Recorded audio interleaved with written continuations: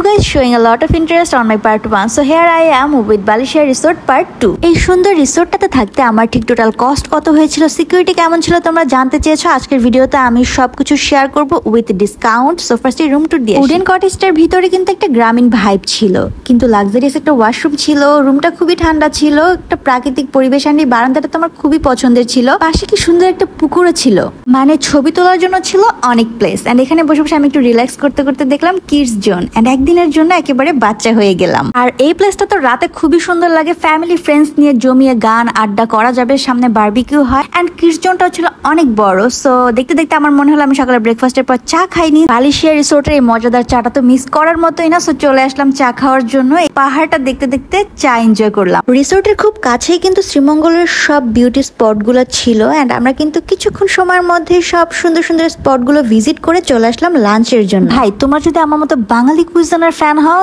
তাহলে ইউড love this place definitely. আমি order করেছিলাম বালিশের স্পেশাল শ্রিম্প এন্ড হচ্ছে বিফ।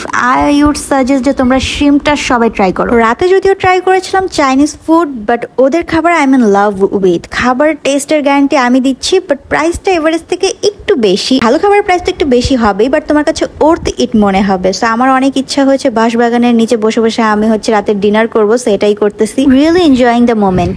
সো এটা হচ্ছে আমার ডিনার, এন্ড ডিনারটা খুবই সুন্দর একটা পরিবেশে করছি, দেখতেই পাচ্ছেন পিছনে একেবারে ন্যাচারাল পরিবেশ, বাঁশবাগানের পাশে বসে বসে। এই মোমেন্টটাই না আমার সব থেকে বেস্ট লেগেছে, বাঁশবাগানে এরকম রাতে পাখির কিচিমিচি সাউন্ডে ডিনার করা। তোমরা টোটাল কস্টটা জানতে চেয়েছো। ওদের কিন্তু বিভিন্ন ধরনের রুম আছে এন্ড বিভিন্ন ধরনের ডিসকাউন্ট থাকে। এপ্রিলে কিন্তু উইকডেজে 35% পর্যন্ত এবং উইকেন্ডে কিন্তু 25% পর্যন্ত ডিসকাউন্ট থাকে। প্রাইভেট ভিলা, উডেন কটেজ ছাড়াও কিছু মিডিয়াম রেঞ্জের রুমও কিন্তু এখানে ছিল। এই রুমটা ছিল আমাদের 3rd দিনের, এবং এটার কিন্তু খুব সুন্দর একটা বেলকনি ছিল, রাতের বেলা বেশি সুন্দর লাগে। এটা ছিল রাতের ভিউ, পাখির কিচিমিচির শব্দ, ঝিঝি পোকার ডাক, সব মিলিয়ে রিসোর্টটাতে ছিল প্রকৃতির ছোঁয়া, যেটা সত্যি মুগ্ধকর। আর হ্যাঁ, এই রিসোর্টটির চারপাশে খুব ভালো সিকিউরিটি দেওয়া আছে, সো সিকিউরিটি নিয়ে একদম টেনশন করার কোনো কারণ নেই। Visit this place with your friends and family, and let me know your thoughts and stay tuned for more videos.